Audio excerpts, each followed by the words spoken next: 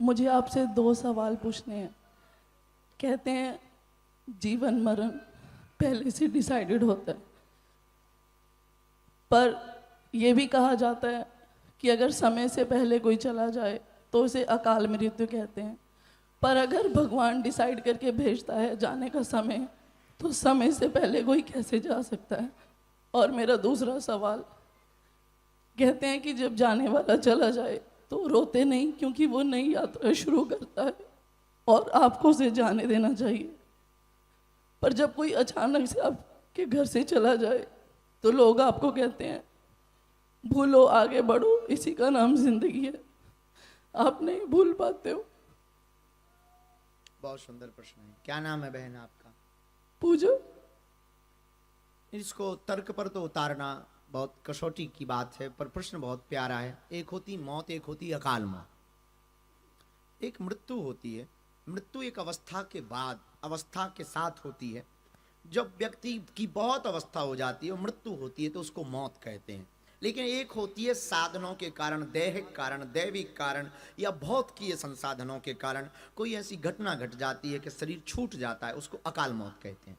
आपने एक प्रश्न का कोड किया कि ईश्वर भेजता है सबको, कि इसका ये फिक्स है। ये बात तो तय है कि फिक्स है। जैसे पेपर के 3 घंटे में पेपर देना फिक्स है, पर कोई बच्चा बहुत स्पीड में लिख करके बाहर निकल आए तो उसमें पेपर के घंटे को निश्चित करने वाली की गलती नहीं है, क्योंकि उसने तो निश्चित कर रखा है। उसी प्रकार हम अगर लापरवाही करेंगे या कोई देवयोग बन गया या कोई रोग बन गया और उस कारण से अगर बहुत जल्दी आयु के पहले शरीर छूट गया, उसमें ईश्वर की गलती नहीं है। इसलिए तन भी हमने कि शायद ये कोड बोला हो या ना बोला हो, हम 10 लाख की गाड़ी में डीजल की जगह केरोसिन नहीं डालते ताकि इंजन खराब ना हो जाए, पर करोड़ों की गाड़ी में हम जरूर गंदा भोजन, गंदा खाना पीना डाल रहे हैं, ये ख्याल नहीं रख रहे हैं। यही इंसान की मूर्खता है।